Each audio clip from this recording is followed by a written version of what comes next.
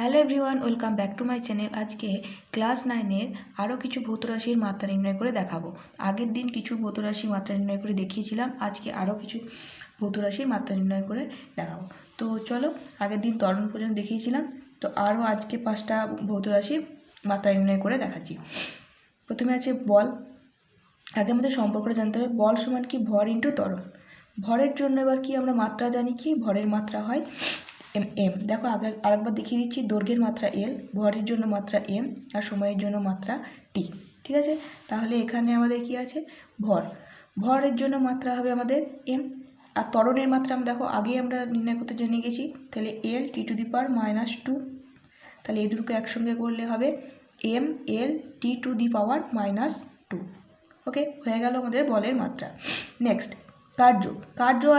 কার্য সম্পর্ক কি অন্যগুলোর সঙ্গে, অন্য ভৌত রাশির সঙ্গে, বল ইন্টু সরণ।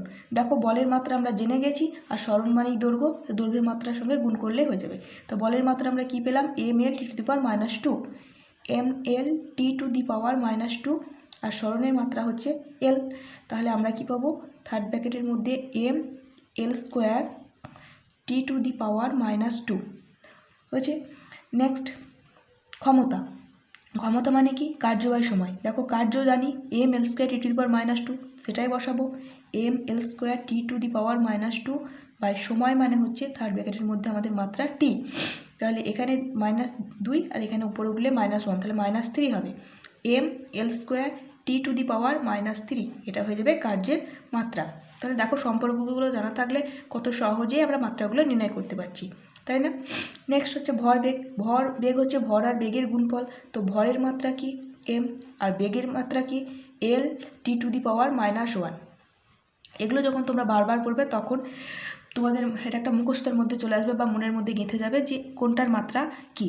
যেমন বেগের মাত্রা এল টি টু দি পাওয়ার -1, এটা তোমরা সবাই বুঝতে পারবে। ঠিক আছে, M L T to the পাওয়ার -1, তাহলে এটা হয়ে গেল ভরবেগের মাত্রা।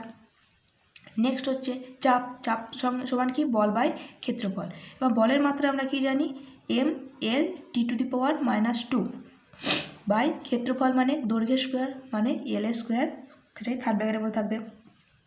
এবার উপরে একটা নিচে দুটো, তাহলে এটার হবে মাত্রা M L inverse T to the power -2, এটা হয়ে যাবে চাপের মাত্রা। তো এইভাবেই আমরা বিভিন্ন ভৌত রাশির মাত্রাগুলো নির্ণয় করতে পারবো। শুধু ভৌত রাশিগুলোর সম্পর্ক অন্য ভৌত রাশির সঙ্গে কী হয় সেগুলো জানা থাকলে এই জিনিসটা আমাদের কাছে খুব ইজি হয়ে যাবে। তো আজকে এই কয়েকটা মাত্রা নির্ণয় করা নিয়ে দেখালাম। তো দেখা হবে নেক্সট ক্লাসে, ততক্ষণের জন্য তোমরা ভালো থেকো, সুস্থ থেকো। Thanks for watching.